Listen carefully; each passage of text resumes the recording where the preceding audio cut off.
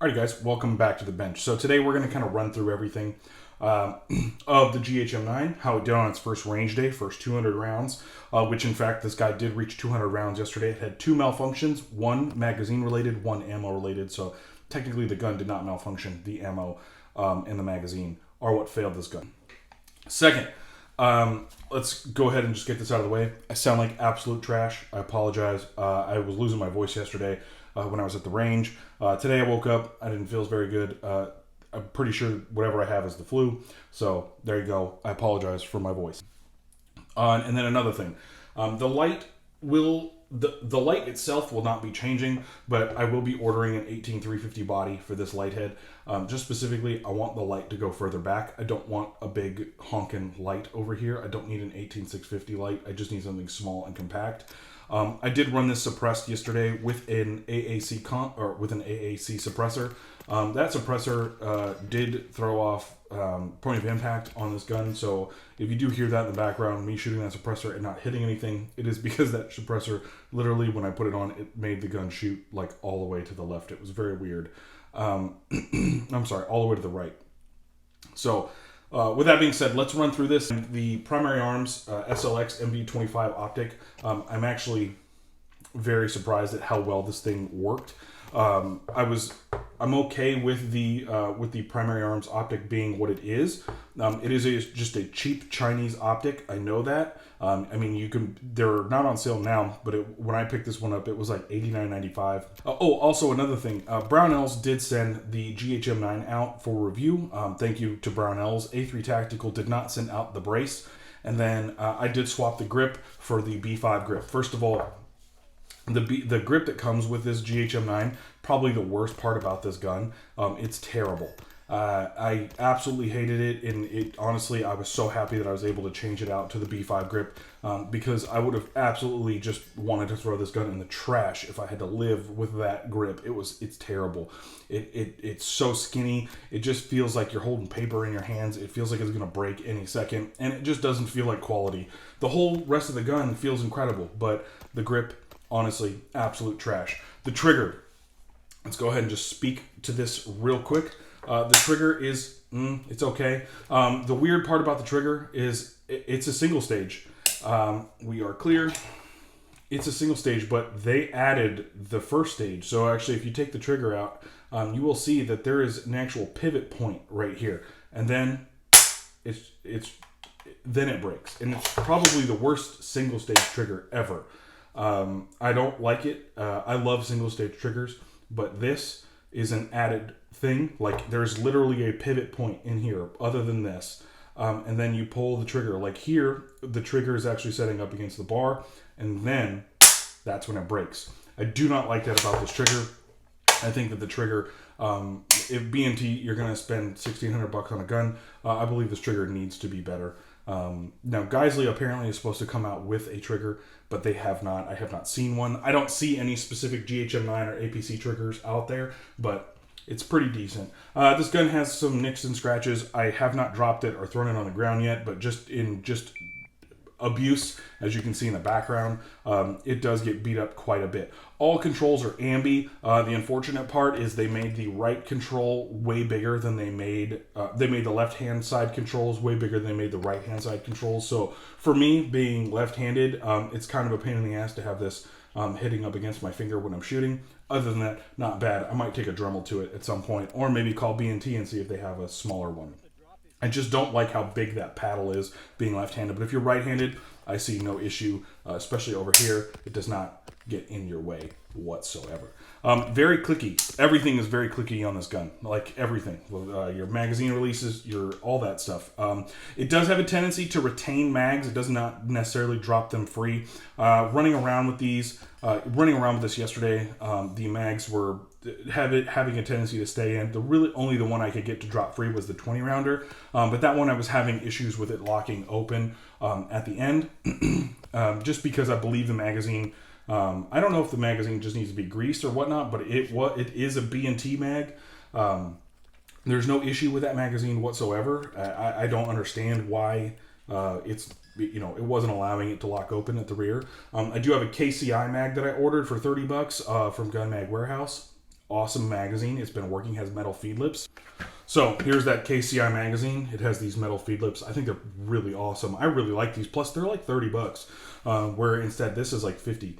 And then this guy right here was 60. So with the little army bumper and everything on there. So I did want a small magazine because honestly, this is actually it's a really small compact package. But then you have this guy in there, not so bad at all. Running this, so I've been able to run this with hollow points. I had 124 grain Federal Punch, and I believe, yeah, they're right in here. I have excess here, but 124 grain hollow points, not an issue at all. I haven't shot anything more than that out of there.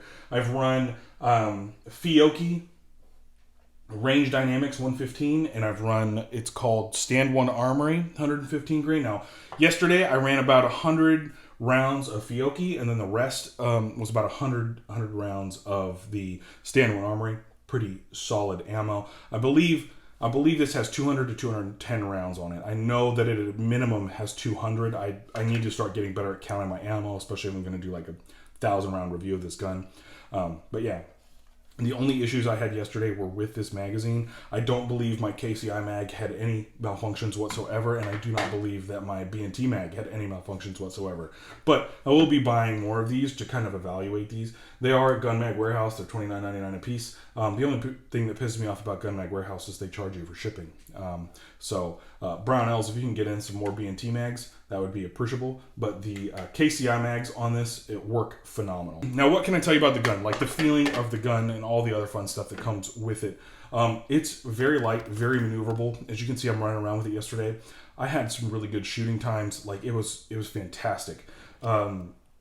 Honestly, the gun does get very dirty very quickly, especially if you shoot suppressed. I only put 30 rounds suppressed through the gun, and good lord, did it! You could tell it kind of slowed itself down when you took the can off. So that could be a negative to some people. I think if you keep the can on, it's going to keep it going. It's not punchy whatsoever. This gun has very minimal recoil. I mean, at the end, I'll put in a video of one of my buddies shooting it and me asking him.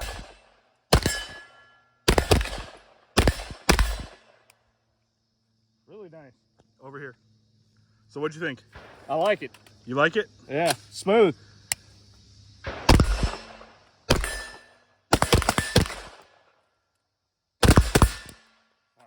What he thought, but he's like, dude, I need one of these. And he has a KH9, the Kalashnikov, or the KP9. I can't remember what it's called, but he has one of those, and he likes that, which, to be honest, shooting that and shooting this did feel better. Now, granted, I do believe the KH9 or the KP9, it's the Kalashnikov 9mm, I do believe that is significantly less expensive than this. I'm not 100% sure. I've never even thought about it. I don't like AKs very much. I know that's going to upset the internet at some point, but I'm not a big AK guy, and I think that this definitely outran that for sure. And then let's getting into the SLX MD25. First of all, I absolutely hate that this is a Chinese optic. I hate it more than anything in the world.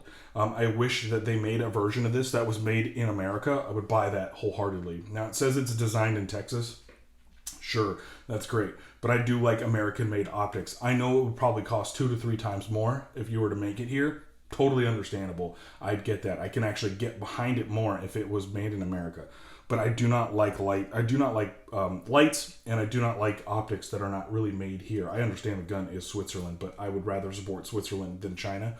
Switzerland is honestly pretty awesome. Plus, Carl at B&T, honestly, cool dude if you see him in a lot of the videos from TFB TV and all that.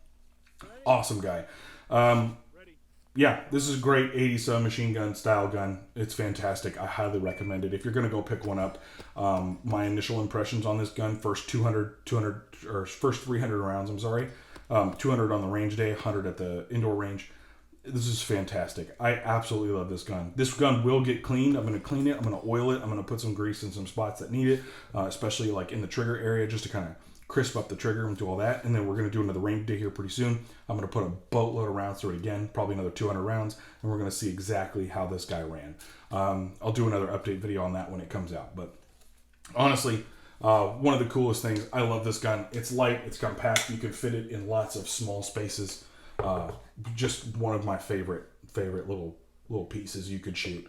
I don't really have much more to say on that. The primary arms red dot, You know, it works. I would recommend a better red dot if you're going to go ahead and definitely test one of these guys out. I would just recommend an American made optic or an Aimpoint or an EOTech.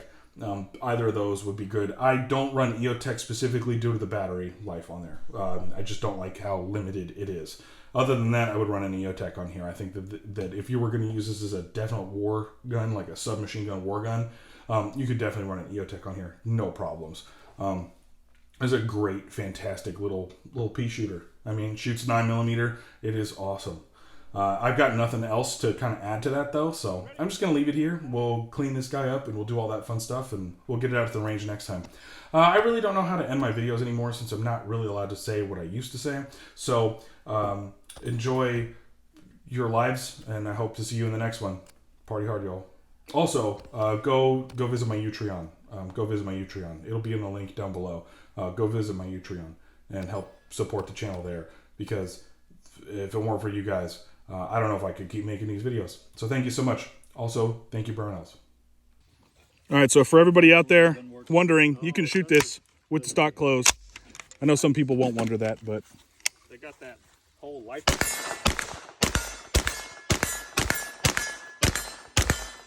then they say if you use it in a, yeah, they'll replace it for you.